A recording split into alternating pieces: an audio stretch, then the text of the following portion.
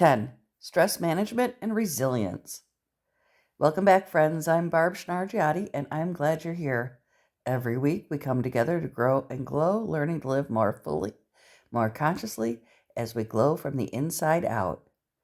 This is week 10 of 12 of the Giatti Glow Life Coach series. If you're following along in my 12-week life coaching book, that's great. If you don't have the book, that's absolutely fine, but you will want something to write with and write on. If you'd like to get the book, just go to the About section of Giatti Glow where you found this podcast, and there will be a link to my 12 life coach sessions for coaches and individuals book on Amazon. Or you can just go to Amazon and search for Schnarr Coach. That's Schnarr Coach. Schnarr is my maiden name, and that's what I used for these books. You could support this podcast by buying any of my books or donating on Buy Me a Coffee, and the links are in the Giatti Glow description. And if you made it with me this far, I really appreciate you sticking with me. It sure would help me out if you could like, subscribe, and share this podcast. Thanks. Stress is something every human being experiences, yet we often feel uniquely overwhelmed when it shows up in our own lives. In reality, stress is simply our body's natural reaction to demands, challenges, or changes. When the pressure increases, your body gears up to respond, sometimes in helpful ways, like sharpening your focus before an important presentation, and sometimes in harmful ways, like spinning into worry or physical tension when the pressure becomes too much. This week, we begin by looking closely at what actually causes stress, why it affects you the way it does, and how understanding these roots becomes the foundation for managing it with skill and confidence. Part 1. Understanding stress and where it comes from. Stress doesn't arrive in just one form, and it doesn't always announce itself loudly. Sometimes it bursts onto the scene like a sudden storm, and other times builds gradually, almost silently, until you suddenly notice you're not feeling like yourself. To understand stress at a deeper level, it helps to look at where it comes from, both from the world around you and from the world within you. These two landscapes, the external and the internal, constantly interact, shaping the way you think, feel, and behave. External stressors are often the easiest to identify because they tend to be tied to circumstances you can point to. A looming work deadline can tighten your chest every time you glance at the clock. Financial uncertainty can sit in the back of your mind like a persistent hum, even making simple decisions feel heavier. Major life transitions, like starting a new job, moving to a new city, shifting family dynamics, can stir up stress, even when those changes are positive. And of course, relationships can bring their own sources of tension, whether that's navigating conflict, trying to meet the needs of others, or struggling to maintain the balance between work, home, and personal space. These external stressors shape the environment you move through each day, influencing the pace and pressure of your daily life. Internal stressors, however, can be more subtle and sometimes even more powerful. They originate from the private terrain of your thoughts, beliefs, and expectations. Negative self-talk, those little critical messages you might send yourself, can magnify difficulties that would otherwise be manageable. Perfectionism can turn a simple everyday task into something that feels it has impossibly high stakes, convincing you that anything less than flawless is a failure. And unrealistic expectations, whether self-imposed or learned over time, can create a sense of constant pressure, as if you must always be on, always productive, always performing. Internal stress doesn't need an external pressure to exist. It can arise from these very stories that you tell yourself about who you should be. And because those stories live inside your mind, they can be harder to notice and even harder to challenge. External and internal stressors don't operate independently. They blend, they layer, they interact. A stressful event at work might activate your inner critic. A conflict with someone close to you might trigger old beliefs about not being good enough. That's why understanding stress means looking at not just what's happening around you, but also how you interpret and respond to those events within yourself.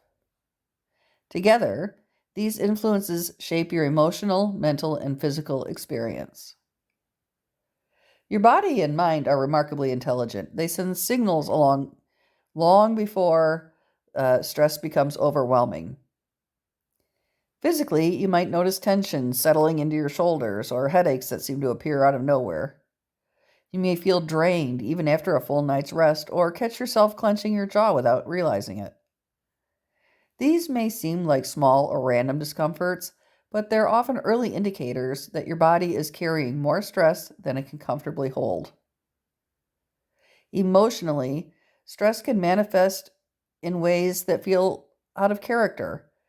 You may find your patience running thinner than usual, or notice anxiety rising suddenly, even in situations that normally wouldn't affect you. Mood swings can appear unexpectedly, making it harder to understand why you're reacting the way you are. Behaviorally, stress can influence your actions in quiet but meaningful ways. You might begin procrastinating on tasks you usually complete without hesitation.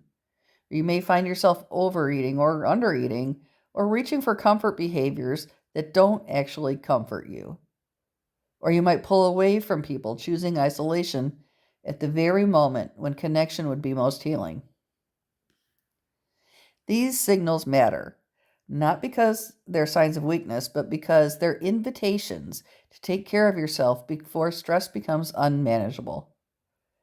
When you notice early symptoms, you have a powerful opportunity to intervene, pause, and support yourself before stress builds any further. And that awareness becomes one of your strongest tools for resilience. Before we go to part two, I want you to think about 3 situations that commonly cause you stress. Think about these situations and how do these affect your emotions, your thoughts, and your behaviors. Part 2. Why stress management matters. When you think about stress management, it may sound like something optional or something you turn on only when life becomes overwhelmingly chaotic.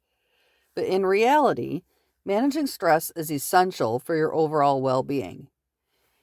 It's one of the foundations of emotional balance, mental clarity, and physical health.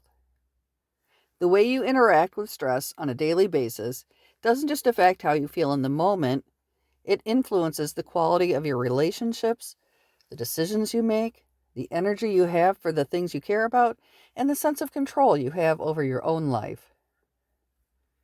Stress, when left unattended, doesn't simply go away. It tends to accumulate. Maybe you start feeling more tired than usual, or your thoughts become more scattered, or your patience thins with the people you care about. Over time, this buildup can contribute to burnout, that deep emotional exhaustion that makes even the smallest tasks feel overwhelming. Chronic stress can also affect your physical health, contributing to headaches, digestive issues, sleep problems, and even a weakened immune system. It makes your thoughts foggy, your emotions unpredictable, and your motivation inconsistent. For many people, unmanaged stress becomes the silent background force shaping their daily life without them even realizing how much influence it has. But when you begin to manage stress intentionally, something important shifts. You create space to think more clearly, space to make decisions from a grounded place, space to pause rather than to react impulsively. With less stress weighing on you, your mind becomes sharper. It becomes easier to focus, easier to plan, easier to respond thoughtfully instead of feeling overwhelmed. Your emotional world becomes steadier too. You may find yourself communicating more gently, feeling more patient, and experiencing fewer sudden swings in mood or energy. Stress management strengthens your relationships as well, simply because it helps you show up at your most present, compassionate, and balanced self. A big part of effective stress management is clearing away some common myths that often hold people back. One of the most persistent myths is the belief that stress can be completely eliminated.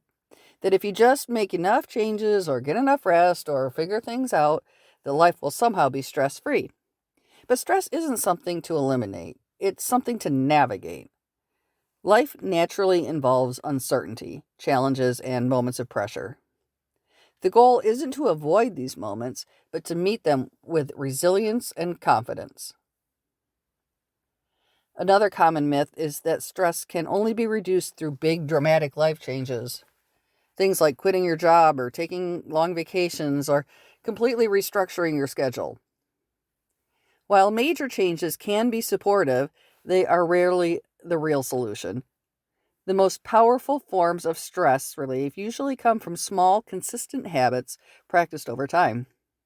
Simple things like mindful breathing and regular movement and setting boundaries and creating small pockets of quiet time often have the biggest long-term impact. These habits shape the way your body and mind respond to everyday challenges, helping you to stay grounded even when life becomes demanding. And that's what's at the heart of stress management, building routines that support you, not just during the hard times, but every single day. Part 3. Techniques for managing stress day to day.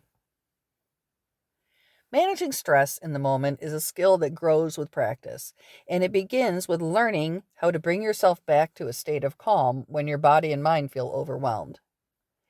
These day-to-day techniques act like anchors, simple, accessible tools that you can use anytime, anywhere to steady yourself and create space between you and whatever is causing the tension. Think of them as your first line of support, the small actions that help you reset before stress spirals into something bigger. One of the most effective moment-to-moment techniques is deep breathing. Stress naturally speeds up your breathing, making it shallow and quick, which signals your brain that something is wrong. When you slow your breathing intentionally, you send the opposite message, that you are safe, grounded, and in control. A few slow, deep breaths can quiet racing thoughts, soften physical tension, and help your nervous system shift from fight or flight mode to a state of steadiness. It's a simple practice, but it's surprisingly powerful. Progressive muscle relaxation is another tool that can help immediately. Many people carry tension without realizing it in their jaw, in their shoulders, and in their stomach, and even their hands. This technique involves deliberately tensing a muscle group for a few seconds, then releasing it. The contrast between the tightness and the relaxation helps your body reset. It can feel like letting out a breath you didn't know you'd been holding. With each release, you teach your body what calmness feels like, even if your mind is still catching up. Mindfulness is equally valuable, especially when your thoughts start to pull you in a dozen directions at once. Mindfulness isn't about emptying your mind, it's about returning to the present moment. When you pause and simply notice what's happening right now, the sensation of your feet on the floor, the sound of your breath, the feeling of your shoulders softening, your brain gets a break from spinning into what ifs and worst case scenarios. Mindfulness gives you the space to respond rather than react, which is a major shift in how you experience stress. While these quick techniques help in moments of high tension, long-term practices are what create lasting change. Regular exercise, for example, is one of the most effective stress management tools available. Physical activity naturally reduces stress hormones, boosts your mind, and improves mental clarity. This doesn't have to be intense or complicated. Even a short walk, a little bit of gentle stretching, or a few minutes of movement can make a meaningful difference. Over time, consistent movement builds resilience by strengthening both your body and your emotional endurance. Journaling is another long-term practice that supports emotional clarity. Writing down your thoughts helps you untangle them. It gives you space to process your feelings, sort through worries, and understand what's really going on beneath the surface. Instead of carrying everything around in your mind, journaling hands you a way to put things down, examine them, and decide what to do with them. Spending time in nature also has profound effects on stress levels. Natural environments, whether it's a forest or a quiet park or a stretch of beach, even a tree-lined sidewalk, can help your nervous system settle. The combination of fresh air, movement, and a break from screens and noise creates a reset that your mind can feel immediately. Even if a brief moment outside can shift your mood, widen your perspective, and restore a sense of calm. When you blend quick relief techniques with long-term supportive habits, you build a toolkit that you can carry with you when stressful moments arise. You're not just reacting to stress, you're actively reducing its impact and building a foundation of resilience.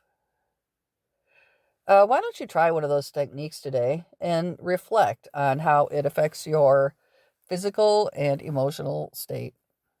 Part 4. Building resilience. Resilience is often misunderstood as simply being strong, but it's far more nuanced and far more human than that. Resilience is your ability to bend without breaking, to feel stress without collapsing under it, and to face adversity while still holding on to the deeper part of yourself that knows you can get through the hard things. It's not something you're either born with or without. It's a skill. It's a skill you cultivate over time through awareness, intention, and practice. A key ingredient of resilience is optimism, but not the superficial kind that demands constant positivity. Resilient optimism is grounded. It acknowledges the reality of challenges, but refuses to let them have the final say. It's the mindset that says, this is hard, but there is a way through. Or, I don't know how this will work out yet, but I trust that I can handle what comes next. This perspective doesn't deny pain or difficulty. It simply reframes them as temporary, workable, and meaningful rather than catastrophic or defining. Emotional regulation is another essential component of resilience. Stress naturally pulls your emotions towards extremes. It's easy to become overwhelmed, reactive, or stuck in loops of worry. Emotional regulation isn't about suppressing feelings. It's about giving yourself space between the feeling and the reaction. When you can pause, breathe, and allow the emotion to move through you without taking over, you're strengthening your resilience. It's a steady ability to respond thoughtfully rather than act impulsively. Problem solving is also closely tied to resilience. When you're overwhelmed, even small problems can feel enormous. But resilient people approach challenges with a curiosity instead of dread. They break problems down into smaller steps, ask themselves what resources they have, and consider what support they might need. They understand that every challenge has multiple solutions, even if some are imperfect, and that taking one small step often opens a door to the next. This mindset transforms stress from something frightening into something that you can navigate. One of the most powerful ways to build resilience is by strengthening relationships. Human beings are wired for connection, and when things get difficult, knowing you have people you can turn to makes a profound difference. Supportive friends, family members, mentors, or even compassionate colleagues can remind you of your strengths when you forget them. They can give you new perspectives and help you feel seen, understood, and less alone. Resilience doesn't grow in isolation, it grows in community. Self-compassion is equally important. Many people respond to stress with harshness towards themselves, thinking that criticism will somehow motivate or toughen them. In reality, self-criticism drains your energy and erodes your confidence.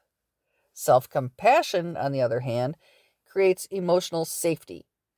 It allows you to approach your struggles with kindness, reminding yourself that being human means making mistakes, having limits, and learning along the way.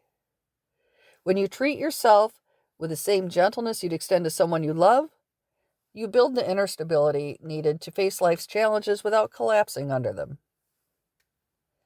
Another key piece of resilience is knowing what is within your control and what is not. Stress often grows when you try to manage things that were never yours to manage. Other people's reactions, unexpected events, or outcomes you can't guarantee. When you bring your focus back to what you can influence, your choices, your habits, your communication, your boundaries, you release a tremendous amount of unnecessary pressure. This shift not only reduces stress, but it strengthens your sense of empowerment, helping you navigate challenges with clarity and confidence. Over time, these habits, optimism, emotional regulation, problem solving, connection, self compassion, focusing on the controllable, create a resilient foundation within you. They don't prevent stress or adversity, but they do transform the way you move through them. Part 5. Reframing negative thoughts. One of the most powerful tools you can develop in managing stress is the ability to work through your thoughts, especially the ones that feel heavy, discouraging, or overwhelming. Your thoughts shape your influence of stress far more than you might realize. Two people can face the same situation, and one will feel empowered while the other feels defeated. Not because the situation is different, but because the story they tell themselves about the situation is different. This is where reframing becomes transformative. Reframing is the practice of shifting your perspective so that you can see a situation more clearly, more realistically, and more constructively. It doesn't mean denying your feelings or pretending that everything is fine. It simply means stepping back, broadening your view, and recognizing that your first impression might not be the only one or even the most helpful one. It gives you the opportunity to choose a narrative that supports you rather than one that weighs you down. A common starting point in shifting from problem-focused thinking to solution-focused thinking. When you're stressed, your mind often zeroes in on what's wrong and stays there, creating a loop of the same worries again and again. Solution-focused thinking invites you to interrupt that loop. Instead of asking, why is this happening? You ask, what can I do next? That one shift moves you out of rumination and into empowered action. It doesn't mean you have all the answers, but it opens the door to possibilities. Another powerful reframing technique involves looking for the lesson or insight in a difficult experience. This isn't about minimizing the challenge. It's about finding meaning within it. When you ask yourself, what is this situation teaching me? Or how is this helping me grow? You transform stress from something that feels purely negative into something that contributes to your development. The shift doesn't remove the difficulty, but it does give the experience a sense of purpose, which can be deeply grounding.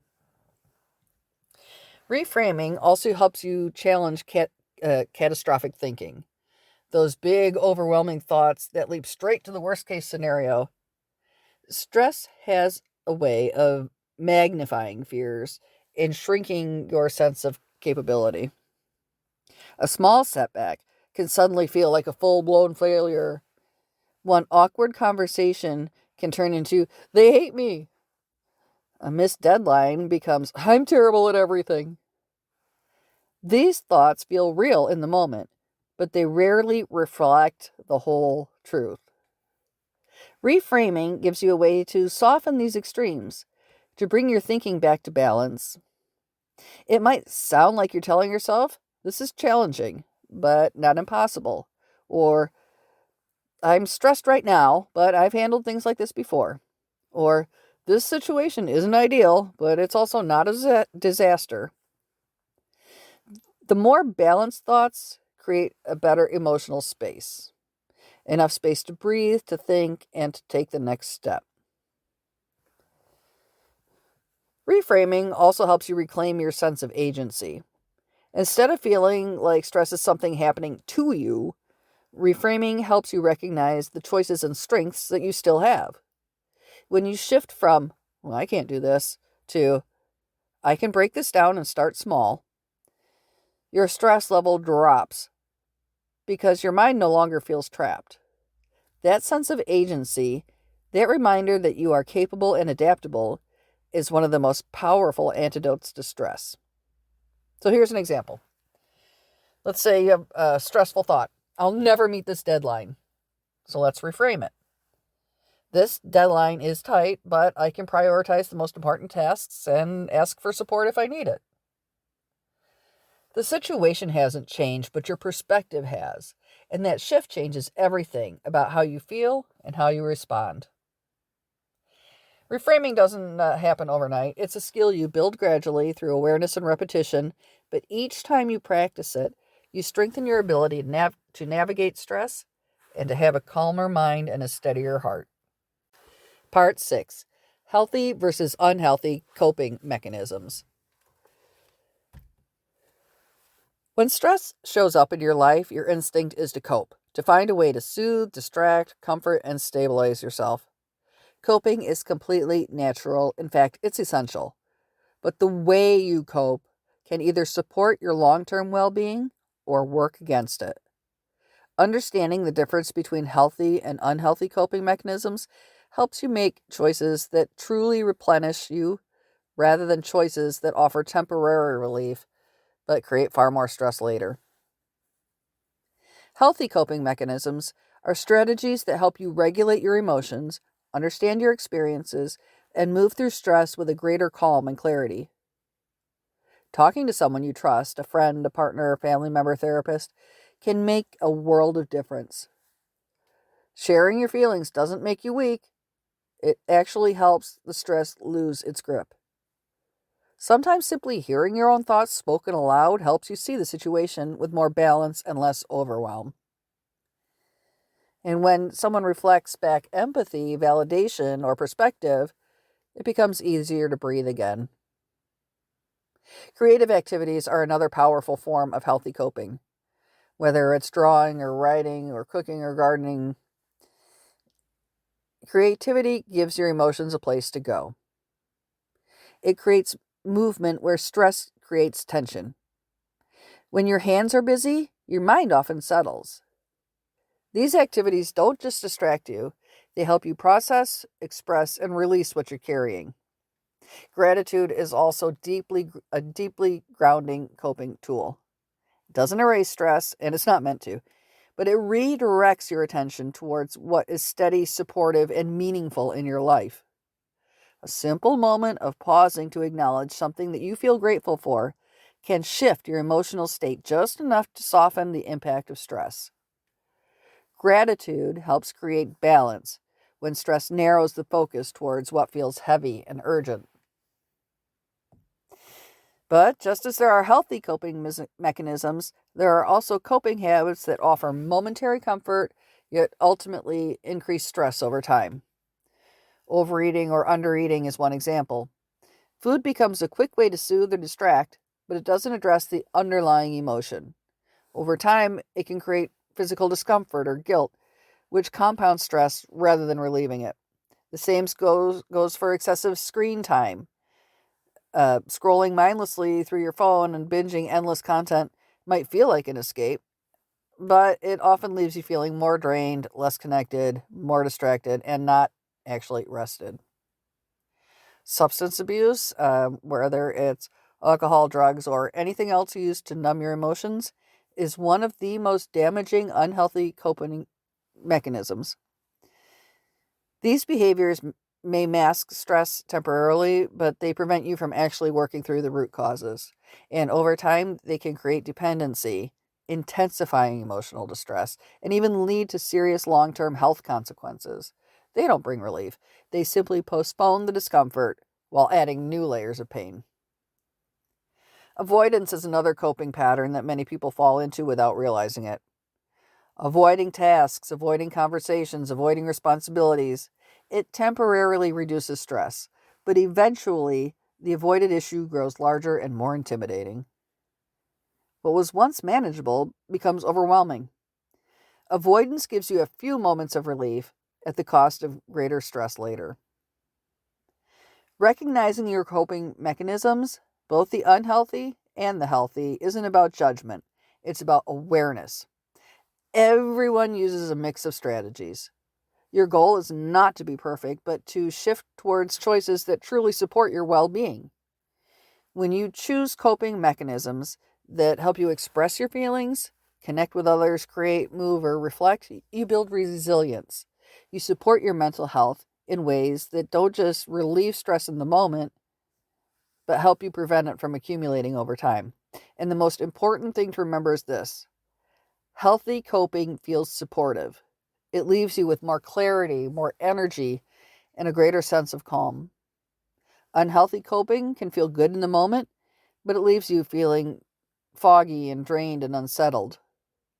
Listening to the aftermath, notice how you feel after the coping can guide you towards what your mind and your body really need. Part 7, your personalized stress management plan. One of the most empowering steps you can take in your stress management journey is creating a personalized plan. Something simple, practical, and tailored to your life. Stress can feel unpredictable, but when you have a set of tools, practices, and strategies ready to use, you shift from feeling reactive to feeling prepared. Instead of being swept away by stress, you develop a roadmap for responding to it with clarity and confidence. A personalized stress management plan begins with understanding your triggers.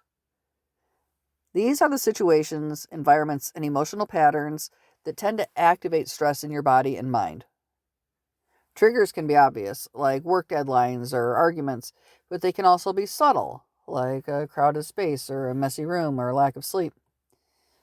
When you take the time to identify what typically sets off your stress response, you begin to see patterns.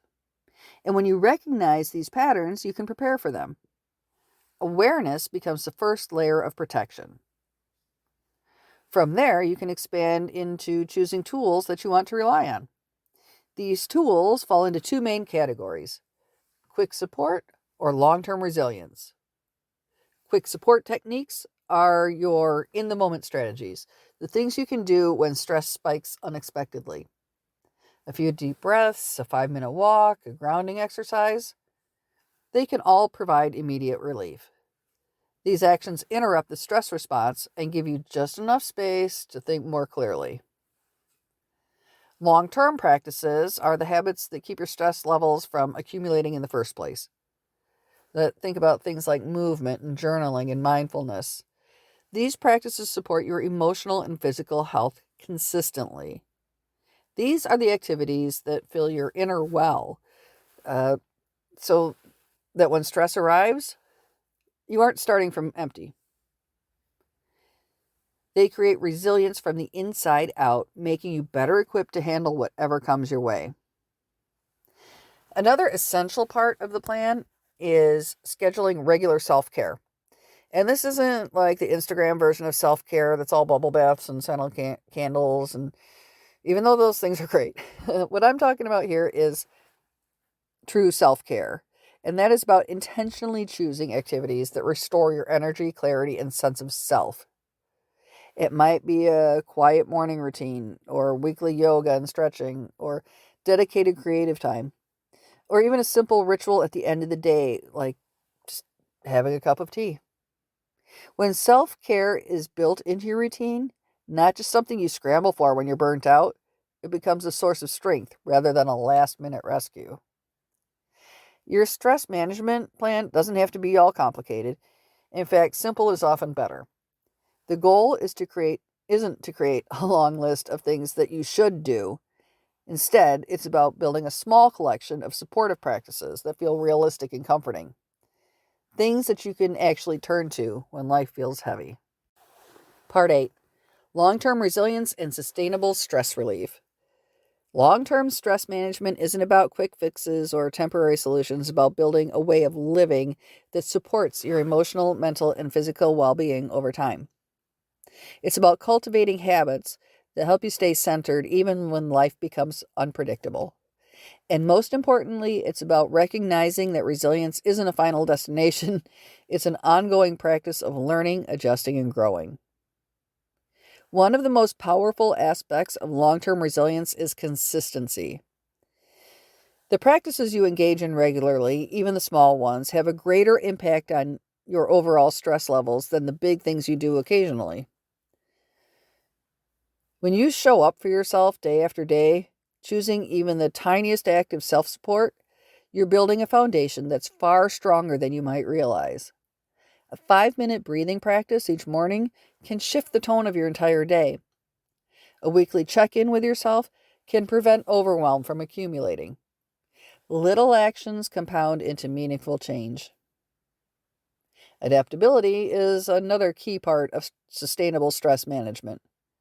Your life changes, your responsibilities shift, your energy level rises and falls, and the strategies that worked beautifully during one season of your life may feel ineffective in the next. This doesn't mean you're failing, it simply means you're evolving.